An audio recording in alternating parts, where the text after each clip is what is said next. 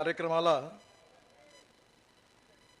प्रमुख उपस्थित आपल्या देशाचे माजी कृषी मंत्री, महाराष्ट्राचे माजी मुख्यमंत्री आदरणीय पवार साहेब, शिवाजी शिक्षण संस्थेचे अध्यक्ष आदरणीय हर्षवर्धन देशमुखजी, अमरावतीच्या खासदार श्रीमती नवनीत राणा, आमदार श्रीमती सुलभा खोडके, आदरणीय दिलीपराव इंगोले, आमदार अनिल देशमुख, आमदार किरण सरनाईक, माजी खासदार अशोक मोहोळ, शिवाजी शिक्षण संस्थेचे सर्व सन्मान्य पदाधिकारी आणि उपस्थित सर्व बांधवांनो आणि बहिणींनो,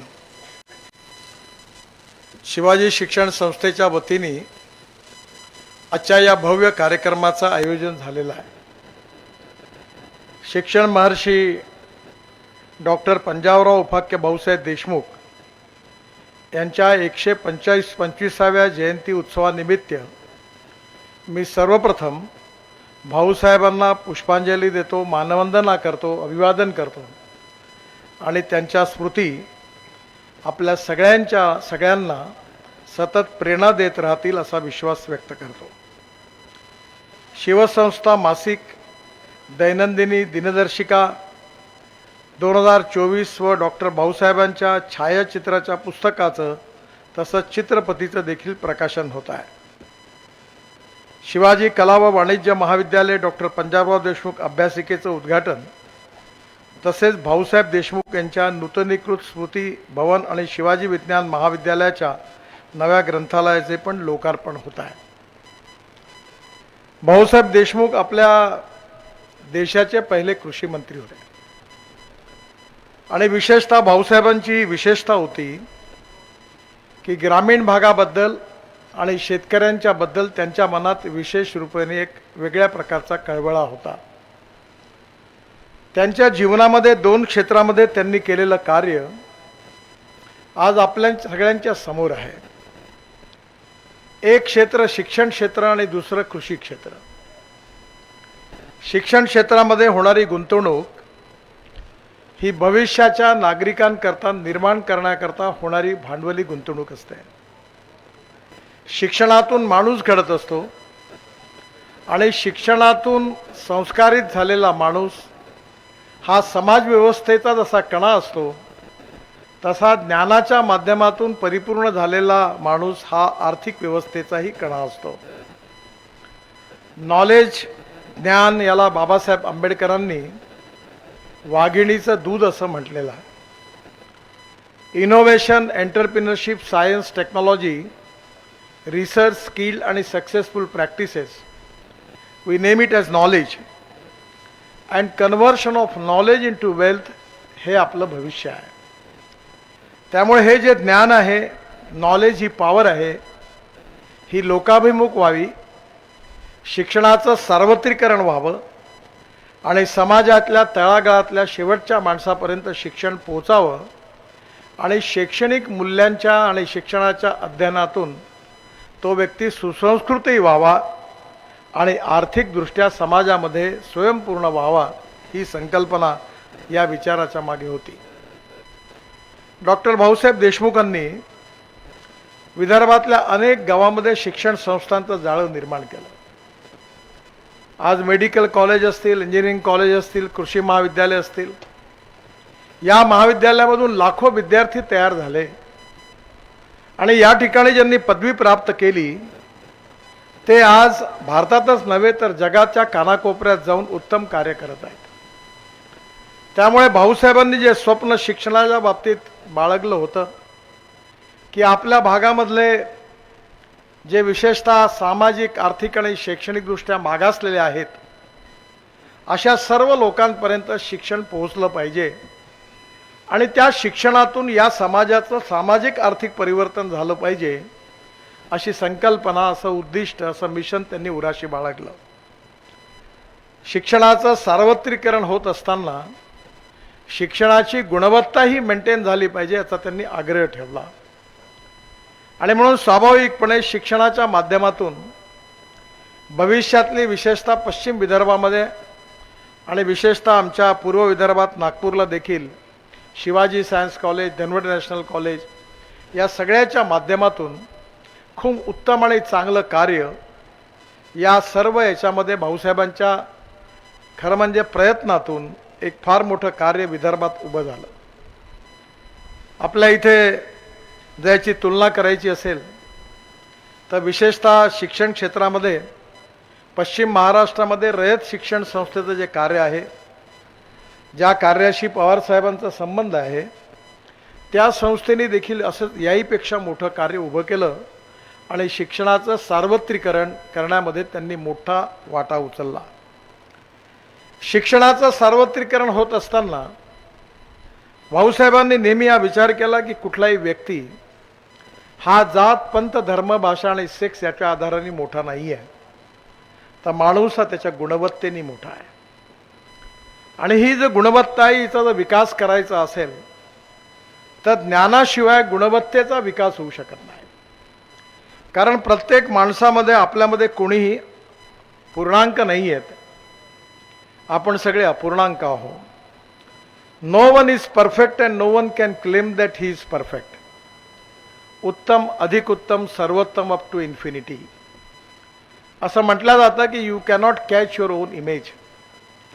पण शेवटी माणूस जेव्हा प्रगल्भ बनतो, त्याचं व्यक्तिमत्व परिपूर्ण बनतं, त्याचं व्यक्तित्व, त्याचं कर्तृत्व, त्याचं नेतृत्व हे नैसर्गिक नसतं.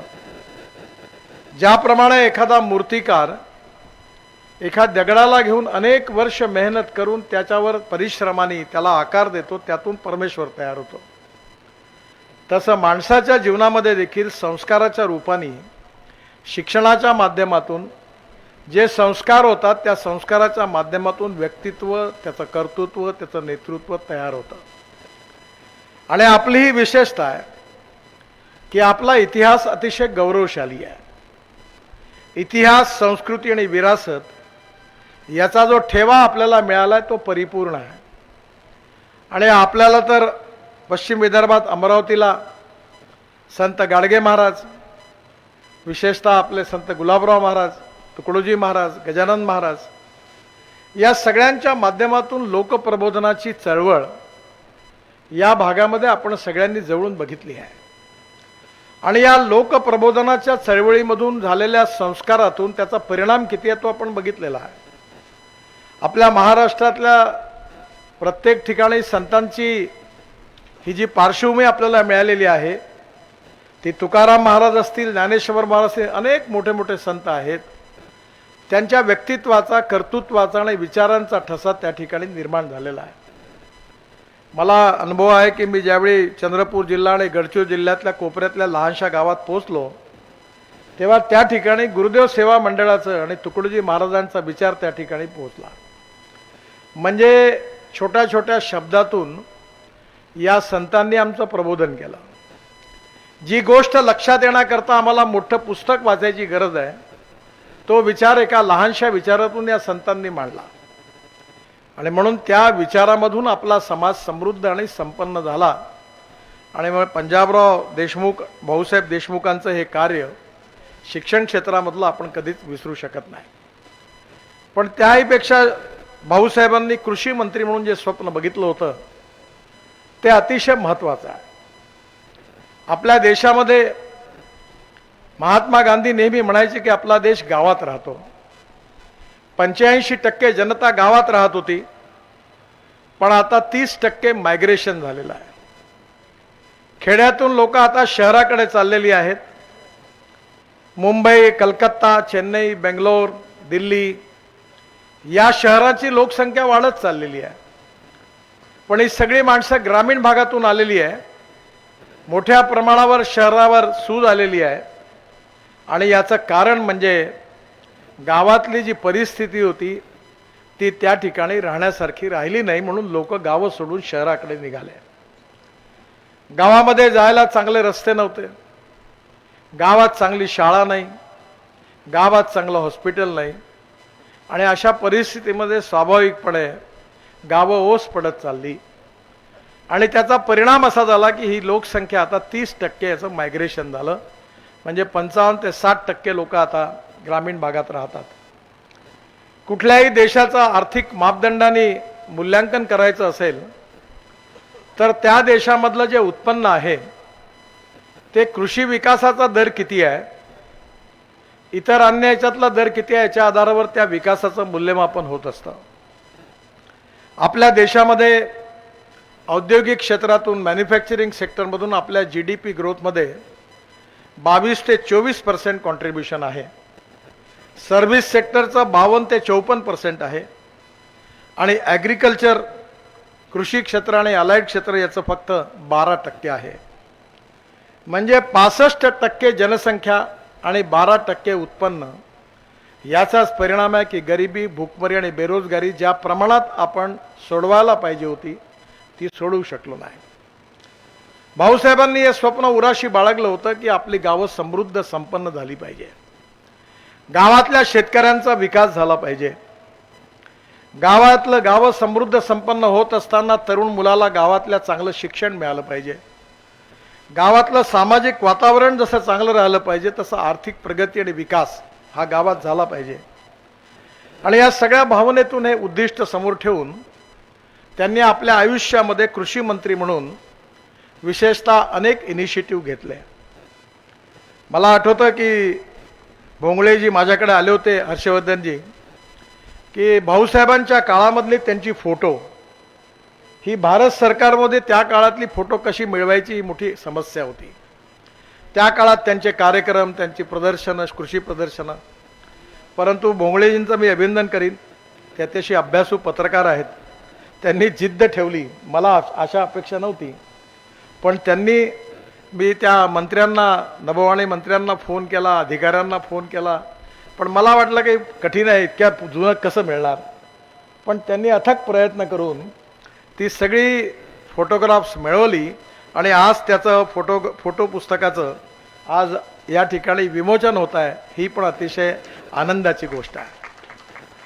भूतकाळातला इतिहास याकरता आवश्यक आहे की भूतकाळाच्या इतिहासातून वर्तमान काळात काम करत असताना भविष्याची प्रेरणा मिळत असते आणि त्यामुळे त्या काळामध्ये, त्या काळच्या परिस्थितीमध्ये भाऊसाहेबांनी कसं काम केलं, त्यांचा दृष्टिकोन काय होता तो महत्त्वाचा आहे. मी नेहमी म्हणतो की you can donate I but you cannot donate vision. डोळे दान केल्या जाऊ शकतात पण दृष्टी दान केले जाऊ शकत नाही. भाऊसाहेबांची जी सम्यक दृष्टी होती, जी शिक्षण क्षेत्रामध्ये बद्दल होती, सामाजिक आर्थिक परिवर्तनाबद्दल होती, घटनापीठाचे सदस्य म्हणून त्यांनी सातत्याने त्या ठिकाणी जे वैचारिक कॉन्ट्रीब्युशन दिलं ते त्यांचे विचार होते. ते सगळे फोटोग्राफ्स आणि तो सगळा इतिहास, त्यांची भाषणं याचं संकलन हे नक्कीच भविष्यातल्या आपल्या पिढीला प्रेरणा देत राहील. उद्दिष्ट कधी बदलत नसतं, स्पिरिट कधी बदलत नसतं.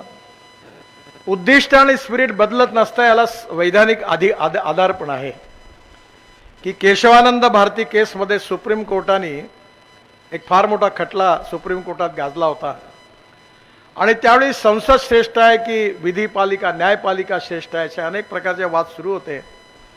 त्या सगळ्या याच्यामध्ये संविधानाच्या बाबतीमध्ये सुप्रीम कोर्टामध्ये केशवानंद भारती केसमध्ये त्यांनी एक निर्णय दिला की silent features of the constitution cannot be change. जे कॉन्स्टिट्यूशनचा भावार्थ आहे तो बदलू शकत नाही. तसंच पंजाबराव देशमुखांनी त्या काळामध्ये शेती एवढी प्रगत नव्हती, ग्रीन रिव्होल्युशन झालं नव्हतं, शेतीमध्ये आता द्रोण आले तेव्हा द्रोण नव्हते, नॅनो युरिया नव्हता, नॅनो मिश्रखत नव्हतं, हायब्रिड बियाणं नव्हतं.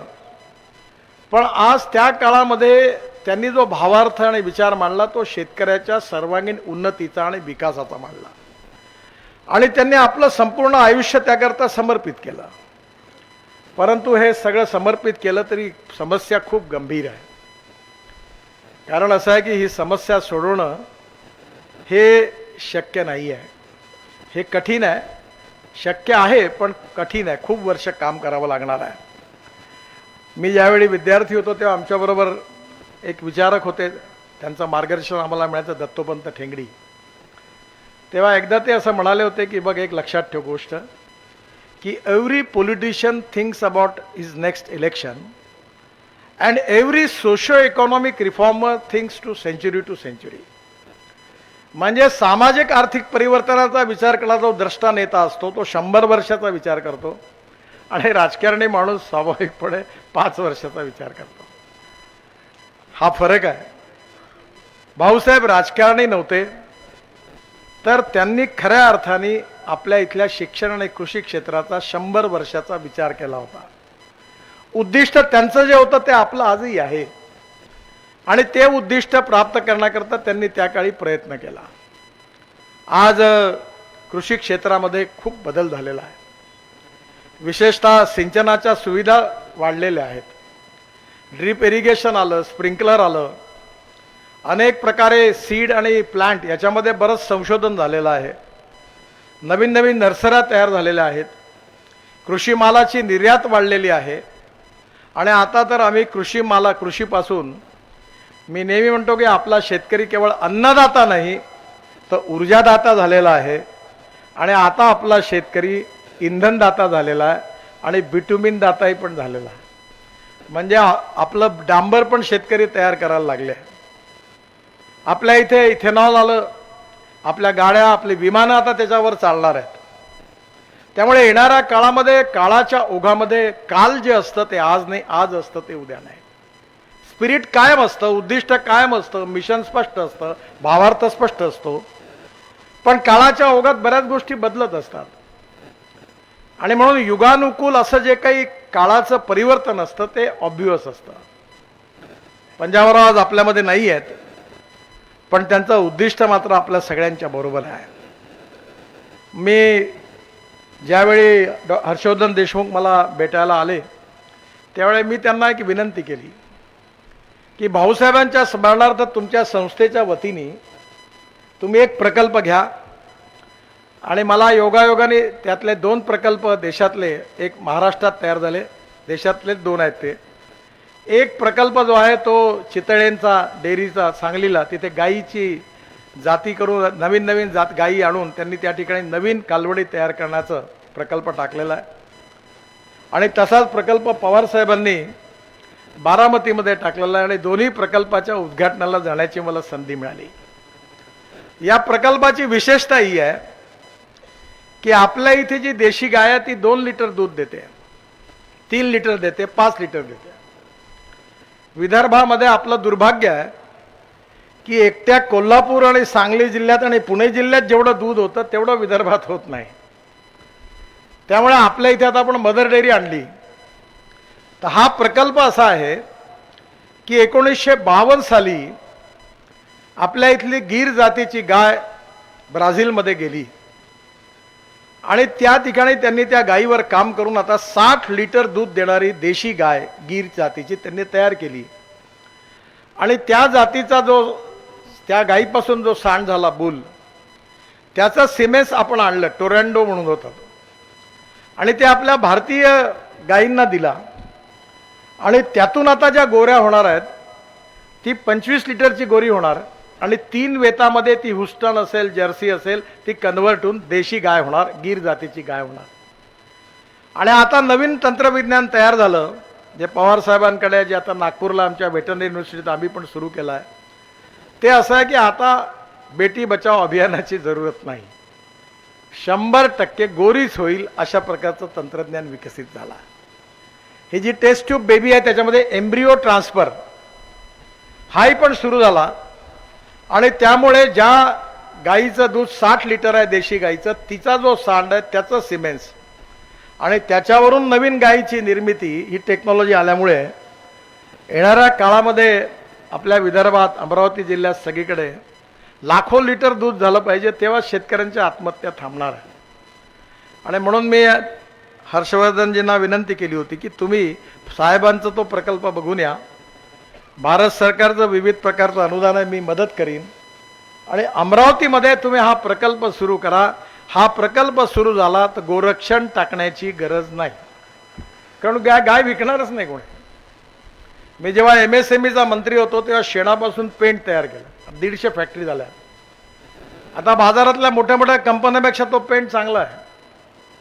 त्यामुळे तंत्रज्ञानाला विकसित करून ग्रामीण आणि कृषी अर्थव्यवस्थेमध्ये एक बदल कसा करायचा आणि त्या बदलातून पुन्हा एकदा अशी स्थिती निर्माण झाली पाहिजे की पुन्हा एकदा शहराकडून लोक गावाकडे वळली पाहिजे. हे कठीण आहे पण असंभव नाही आहे. आपल्यापैकी अनेक लोक इस्रायलला गेले असतील. तिथला शेतकरी आपल्या एअर कंडिशन बंगल्यामध्ये आहे. कॉम्प्युटरवर त्याने आपलं कंट्रोलिंग ठेवलेलं आहे. ड्रीप इरिगेशन आणि खताची मात्रा घरात बसून कॉम्प्युटरवर ठरवली आहे. उत्तम सीड आहे आणि त्या माध्यमातून त्यांनी एवढं उत्पन्न वाढवलं आहे की पुन्हा एकदा आता तिथल्या शहरातले लोक आपल्या खेड्यात जायला लागली, खेड्यात राहायला लागली आणि त्यांचा स्टँडर्ड म्हणजे मर्सिडीज गाडीमध्ये फिरायला लागली. हे होऊ शकतं आणि हे गाव गरीब मजदूर शेतकऱ्याचं समृद्धतेचं संपन्नतेचं जे स्वप्न, जे मिशन, जे उद्दिष्ट पंजाबराव देशमुखांनी बघितलं होतं ते पूर्ण करण्यामध्ये खऱ्या अर्थाने ज्यांना कोणी आपण ही संस्था त्यांच्या स्मृतीप्रित्यर्थ चालवतो त्या उद्दिष्टामध्ये आपण जर 10 पावलं पुढे गेलो असेल तर आपण त्यांना त्यांच्या आत्म्याला कुठेतरी शांती मिळणार आहे. कृषी क्षेत्रामध्ये आपल्या नाशिकमध्ये एक फार्मर्स प्रोड्यूस कंपनी आहे. ते 1500 कोटी रुपयाचे द्राक्ष निर्यात करतात. सह्याद्री साहेबांनाही माहिती आहे. मग आपल्या अमरावती जिल्ह्यात, नागपूर जिल्ह्यात देखील कधीतरी हे झालं पाहिजे ना. त्यामुळे येणाऱ्या काळामध्ये ज्ञान, विज्ञान, तंत्रविज्ञान, इनोव्हेशन, रिसर्च याचा उपयोग करून गाव गरीब मजदूर शेतकऱ्याचं कल्याण करून आपल्याला काळाच्या अनुकूल कोणत्या तंत्रज्ञानाचा स्वीकार केला पाहिजे आणि ते तंत्रज्ञान सर्वसामान्य शेतकऱ्यांपर्यंत कसं पोहोचलं पाहिजे. जसं भाऊसाहेबांनी बुलढाणा, अकोला, अमरावती सगळ्या जिल्ह्यातल्या खेड्यापाड्यापर्यंत शाळा पोहोचवल्या, कॉलेजेस पोहोचवले, तेव्हा त्यांची इच्छा ही होती की या गावातला शेतकरी पण समृद्ध संपन्न व्हावा. आणि म्हणून मी जसं मगाशी म्हटलं की you can donate habit, you can not donate vision. ही जी विकासाची विजन होती, जी भाऊसाहेबांची होती, त्याच्या आधारावर नक्कीच आपली शिक्षण संस्था त्यांचं स्मरण करत असताना ते उद्दिष्ट पूर्ण करेल असा मला विश्वास आहे. आज अतिशय आनंद आहे की भाऊसाहेबांच्या नावाने असणारा पुरस्कार आपण पवार साहेबांना देत आहात. जेवढं भाऊसाहेबांचं कार्य मोठं तेवढं पवार साहेबांनी देखील महाराष्ट्राच्या साहित्य, कला, संगीत, नृत्य, नाटक, क्रीडा, शेती असं एकही क्षेत्र नाही आहे की ज्यात पवार साहेबांची छाप नाही आहे. प्रत्येक क्षेत्रामध्ये त्यांना जेव्हा जेव्हा संधी मिळाली तेव्हा तेव्हा त्यांनी ते क्षेत्र विकसित करण्याचा प्रयत्न केला आणि खऱ्या अर्थाने शेतकऱ्याच्या विकासाची तळमळ ठेवून अनेक गोष्टी त्यांनी घडवल्या. आज वसंतदादा शुगर इन्स्टिट्यूट जे आहे त्याच्या माध्यमातून ऊसांच्या नवीन नवीन जाती तयार केल्या. त्या जातीमधून शेतकऱ्याचं एकरी उत्पन्न कसं वाढेल याच्याकरता सातत्याने प्रयत्न केला. मला आठवते उत्तर प्रदेशमध्ये शेतकऱ्याचं ऊसाचं उत्पन्न 35 टन पर एकरी होतं. मी जेव्हा तिथे गेलो तेव्हा तिथल्या कृषी मंत्र्यांना सांगितलं तुमचं 35 टन म्हणजे तुम्ही थर्ड क्लासच्याही लायकीचे नाही म्हणलं. तुम्ही माझ्याबरोबर वसंतदादा शुगर इन्स्टिट्यूटला जा. ते गेले, त्यांनी तिथून बियाणं आणलं आणि आता उत्तर प्रदेशमध्ये एकरी उत्पन्न 55 ते 60 टन झालं आणि एवढं ऊसात आपल्यापेक्षाही जास्त क्षेत्र आहे. मला आनंद आहे की पवार साहेबांनी, मी त्यांना विनंती केली की तुम्ही वसंतदादा शुगर इन्स्टिट्यूटची एक ब्रँच विदर्भातल्या शेतकऱ्यांकरता तुम्ही आमच्याकडे उघडा. नागपूरला त्यांनी बुटीबोरीला जागा घेतली आणि आपल्या इथल्या शेतकऱ्यांच्या विकासाकरता त्यांनी याची शाखा आपल्याकडे उघडली. याबद्दल मी मनापासून त्यांचा आभार मानतो आणि त्यांना धन्यवाद देतो. ऊसाच्या शेतीमध्ये मुनाफा जास्त आहे. शेतकऱ्यांनी अन्नधान्य तयार केलं पाहिजे, पण शेतकऱ्यांना पैसे मिळाले पाहिजे. No philosophy can be taught to empty stomach. खाली पोटाला काही तत्वज्ञान शिकवलं जाऊ शकत नाही. त्यामुळे उत्पादन खर्च कमी करणं आणि शेतीचं उत्पन्न वाढवणं याच्या आधारावर निरनिराळ्या पिकाचा, क्रॉप पॅटर्नचा विचार करावा लागेल. आणि आता आपण ग्लोबल इकॉनॉमीमध्ये असल्यामुळे सोयाबीनचा काय भाव राहील हे अर्जेंटिना ठरवेल, मक्याचा भाव काय राहील हे अमेरिका ठरवेल, तेलामध्ये पाम ऑइलचं उत्पादन किती झालं याच्यावर बाकीच्या तेलाचे भाव ठरतील. कापसाचा भाव पण आपल्या हातात नाही आहे. त्यामुळे येणाऱ्या काळामध्ये आपल्याला क्रॉप पॅटर्नमध्ये डिमांड अँड सप्लायचा विचार करून आपल्याला कोणतं उत्पादन लावायचं आणि कोणतं नाही लावायचं याचा विचार करावा लागेल. आणि त्या उत्पादनावर प्रक्रिया करणारे उद्योग जर तयार झाले आणि त्या दृष्टीने आपण शेतकऱ्यांना प्रशिक्षित करू शकलो तर आपल्याला खूप जास्त काम करता येईल. पवार साहेबांच्या नेतृत्वाखाली पश्चिम महाराष्ट्र असेल, पुणे, नाशिक, कोल्हापूर, सांगली, सातारा त्या ठिकाणी असणारे जे काही यशस्वी प्रयोग आहेत शेतीतले, त्या अनेक प्रयोगाकडे खऱ्या अर्थाने आपण अभ्यास करण्याची गरज आहे. आणि मला विश्वास आहे की या दृष्टीने आपण पंजाबरावांचं स्मरण करून आपल्याही भागामध्ये अशाच प्रकारचे प्रयोग केले पाहिजे. सीड आणि प्लांट. आज मुंबई आणि दिल्लीमध्ये होणाऱ्या लग्न होतात, त्या लग्नाच्या रिसेप्शनमध्ये आपली भारतीय फळंच नसतात, सगळी इम्पोर्टेड फळं असतात. कारण जगामध्ये जे सगळ्यात चांगलं सफरचंद आहे, सेप आहे, ते आपल्याकडे नाही आहे. आपली द्राक्ष आपण एक्सपोर्ट करतो जगाच्या मार्केटमध्ये. जेव्हा या सह्याद्रीवाल्यांनी स्पेनमधून द्राक्षाची जात आणली आणि त्या नर्सरीतून ती डेव्हलप केली तेव्हा त्यांचं एक्सपोर्ट वाढलं. पण आपल्या संत्र्याच्या जातीमध्ये आता स्पेनमधून त्या विलास शिंदेनी संत्र्याचं जात आणलेली आहे. आज आपल्या इथे आपल्याला सगळ्या क्षेत्रात संशोधन करून उत्तम बीज, उत्तम कलमा, त्याशिवाय काही विकास होऊ शकत नाही. मला खूप आनंद आहे की स्वर्गीय पंजाबराव देशमुख यांच्या नावाने पंजाबराव कृषी विद्यापीठाच्या नागपूरच्या जागेवर 300 कोटी रुपये महाराष्ट्र सरकारने, देवेंद्रजींनी मुख्यमंत्री असताना मी त्यांना विनंती केली, त्यांनी दिली. आणि आम्ही जागतिक दर्जाचं ॲग्रो कन्व्हेन्शन सेंटर नागपूरला बांधण्याकरता मान्यता मिळाली आणि त्याची मंजुरी मिळाली. आता टेंडर पण होणार आहे. आणि मी अशी कल्पना त्याला आर्किटेक्टला सांगितली की प्रदर्शनात येणाऱ्या शेतकऱ्याला जर सीड कंपनीचा डबा पाहायला मिळाला तर 5 मिनिटामध्ये त्याला त्या लागलेल्या सीडपासून ते झाड कसं आलं ते झाडही बघता आलं पाहिजे. अशा प्रकारचं एक्झिबिशन सेंटर झालं पाहिजे. हबीब खान म्हणून आर्किटेक्ट, फार नामवंत आर्किटेक्ट आहेत, आर्किटेक्ट असोसिएशन भारताचे अध्यक्ष, त्यांनी डिझाईन केलेलं आहे. आणि पंजाबरावांच्या नावाने हे ॲग्रो कन्व्हेन्शन सेंटरचं काम येत्या 2-3 महिन्यात सुरू होणार आहे. याचा मला अतिशय आनंद आहे. त्या ठिकाणी 2,500 लोकांचा मोठं ऑडिटोरियम पण तयार होणार आहे. ते वसंतराव नाईकांच्या नावाने तो ऑडिटोरियम पण बांधला जाणार आहे. आणि मला विश्वास आहे की अत्याधुनिक तंत्रज्ञान, बीज, कलमा, ड्रोनचं स्प्रेइंग, नॅनो युरिया आणि प्रोसेसिंग, व्हॅल्यू ॲडिशन, या सगळ्यांच्या मध्ये आपल्याला पंजाबरावांची जी इच्छा होती, पंजाबरावांचं जे स्वप्न होतं ते पूर्ण करण्यामध्ये शिवाजी शिक्षण संस्थेने विशेष रूपाने पुढाकार घ्यावा अशी माझी त्यांना विनंती आहे. शाळा कॉलेजेस ठीक आहेत, पण कृषी क्षेत्रामधलं हे लॅबॉरेटरीज, रिसर्च, याची विजन, हे खूप महत्त्वाचं काम आहे. आणि मला विश्वास आहे की त्यांच्या या 125व्या जयंती उत्सवानिमित्त कृषी क्षेत्राचं परिवर्तन करण्याचा जो संकल्प आहे त्यात नक्कीच शिवाजी शिक्षण संस्था पुढाकार घेईल. मला खूप आनंद आहे की आज पवार साहेबांचा आपण सत्कार केला. पंजाबराव देशमुखांचंही नाव मोठं आणि पवार साहेबांचंही नाव मोठं, त्यामुळे पंजाबरावांच्या नावाचा हा पुरस्कार आपण पवार साहेबांना देऊन या पुरस्काराची उंची आपण मोठी गाठलेली आहे. पण आता दरवर्षी आपल्याला पवार साहेबांच्या उंचीची माणसं कुठे मिळणार आहेत? त्यामुळे पंजाबरावांची दृष्टी, पंजाबरावांची विजन, पंजाबरावांची तळमळ शिक्षण क्षेत्राबद्दल, कृषी क्षेत्राबद्दल तेवढीच तळमळ पवार साहेबांच्या मनामध्ये आहे. आणि जी गोष्ट मानपत्रात सांगितली ती खरी आहे की आपण दुर्दैवाने राजकारणाचा अर्थ फक्त सत्ताकारण केलेला आहे. Power politics is not the true meaning of politics. We need to redefine the definition of politics. राजकारण म्हणजे समाजकारण, राष्ट्रकारण आणि विकासकारण.